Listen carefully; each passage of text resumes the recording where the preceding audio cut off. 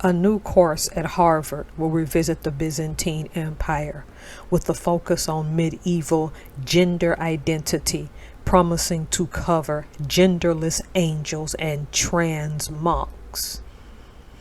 The fall 2024 class, called Gender in Byzantium, is said to explore the entire spectrum of binary and non binary conceptualizations, representations, and performances of gender in Byzantium that reigned between 476 to 1400 AD. The university, which costs $60,000 a year, plans to cover text and art on medieval eunuchs, men who were castrated, teaching them as a possible third gender. It will also explore the history of women who disguise their sex to join monasteries, describing them as transgender. But word of the course is already provoking controversy, with critics claiming that the course promotes a woke political agenda by making up history. The dust-up follows a punishing year of similar accusations for the elite school, which was ranked the worst school for free speech in the United States in 2023 by the Foundation for Individual Rights and Expression, FIRE. The Byzantine Empire was the successor of the Roman Empire and inaugurated by the first Christian Roman Emperor Constantine I in 330 AD. Constantine I also legalized Christianity, which had previously been persecuted in the Roman Empire, making the religion a major element of the culture. The Harvard course will use textual and visual material alongside recent scholarship on gender and sexuality from the empire for its teachings, according to the syllabus. The topics said to be discussed will also include normative concepts and representations of masculinity and femininity, same-sex desire and relationships, homosexuality, and cross-dressing, trans monks. They made up enough fake genders, may as well make up history as well, a person shared on X following news of the course. The class will also examine the gender identities of supernatural beings depicted in theological or religious text, incorporeal genderless angels. Harvard's course description continued. News of the course has provoked heated and dismissive responses from cultural warriors since Tuesday, when the Campus Reform, a project of the conservative nonprofit Leadership Institute, first wrote about the class. Just read Satyricon to get your jollies and move on to actual history, one X user posted in criticism of the course. The Satyricon, written by Latin several centuries before the rise of the Byzantine Empire in the 1st century AD, is considered an early and classical example of parodic literature for its ironic depiction of sexual mores, decadence, and the style of romantic writing in ancient Greece and Rome. One of the assigned texts for Harvard's Gender in Byzantium class, titled Byzantium Intersectionality, cast the 5th century Catholic Saint Marina de Monk as a transgender person. Scholars repeatedly have shied away from referring to these figures as transgender, instead calling them transvestite nuns, cross-dressing saints, or women in disguise, the assigned class text reads.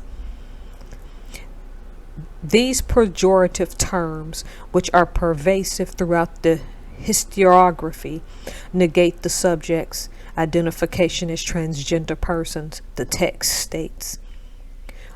Also, known as Marinos, Pelagia, and Mary of Alexandria, these historical figure is also honored by the Arabic Druze and the Eastern Orthodox churches for a life of monastic worship in modern-day Lebanon. DailyMail.com has reached out for comment to Harvard Medieval Studies Department, which is offering the course to undergraduate students.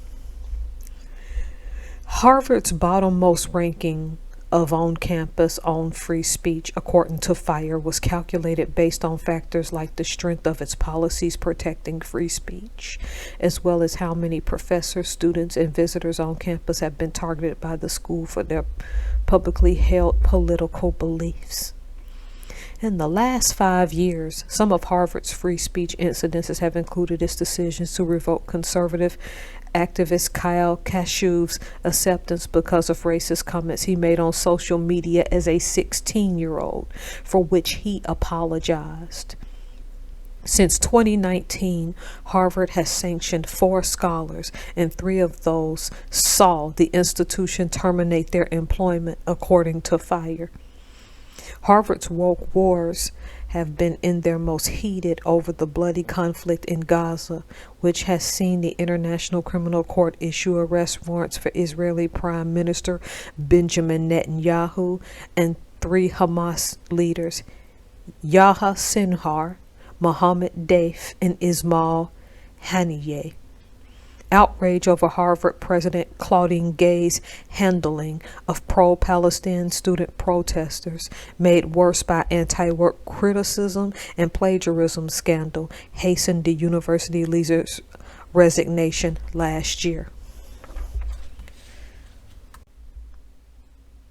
As you can tell, my voice is still a little raspy. I apologize. There is no excuse. I'm still recovering from my low salt and still having a slight burning in my chest area. So I apologize if I'm speaking softly. Also, my spouse is trying to rest.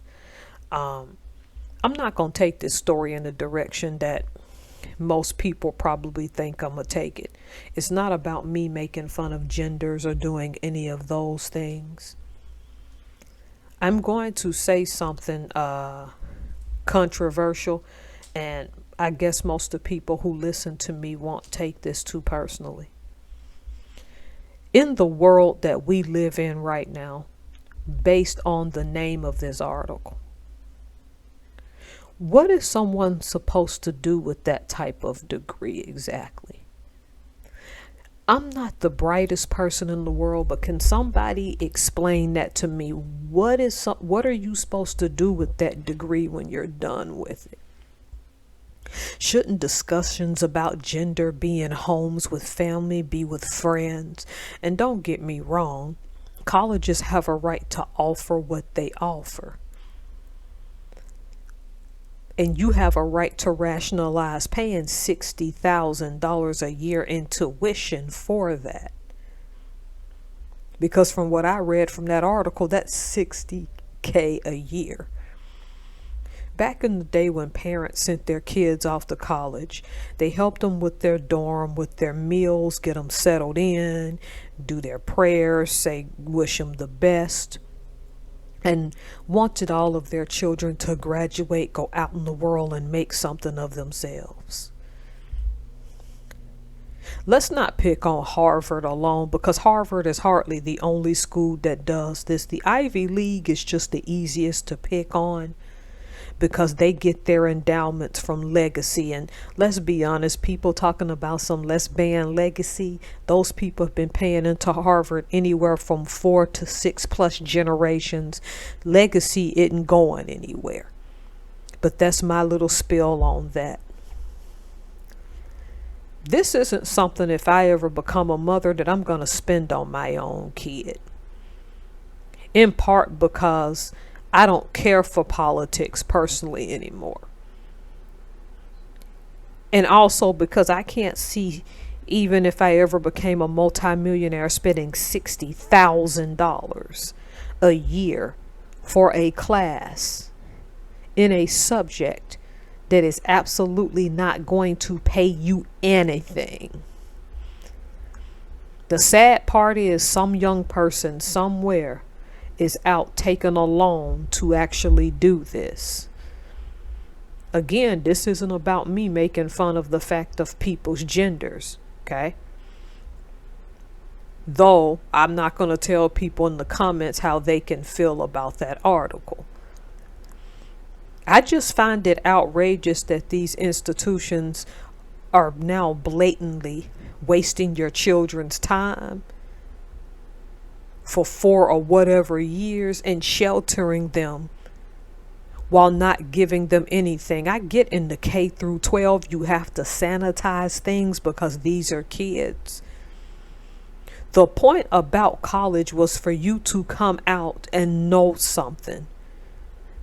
And in general, have some type of education that is tangible to the real world that can also help feed your family in the future, if not feed yourself if you don't marry or ever have children. Who's gonna feed their family and their children over this? Because when I saw the title, I'm like, yeah, this ain't something I can pass up. This just has to be discussed. Not discuss, D-I-G-U-S-T, discussion. We've gone so far down this rabbit hole that we think it's okay for our kids to pay $60K a year for a program like this. Not $60K a year to be a dentist. Not $60K a year to go into a specialty, into the medical field. Well, medical doctors work long hours. Yeah, but we need them. We need paramedics. We need dentists. We need orthodontists. We need phlebotomists, which phlebotomy school probably don't cost this much. We need neurosurgeons. We need STEM field jobs. We need lawyers. You can argue about how much you may or may think they lie, but we need them. Okay?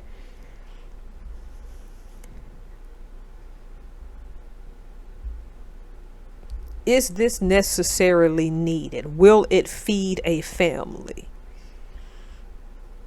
Because if you're paying $60,000 a year for that and this 4 years average, that's a house, boo-boo. Now, I'll allow people based on the article, because I read you the entire article, to have some discussion about how you feel about the article itself or about my commentary. And I'm not sorry. If you're my kid, I'm just not going to pay for this. And I'll take whatever backlash that comes with that. But in the meantime, we're making Harvard the poster child for this.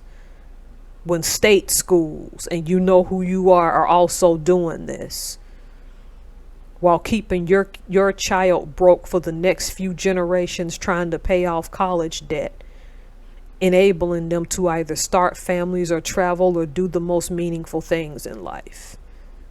Who else is tired of this?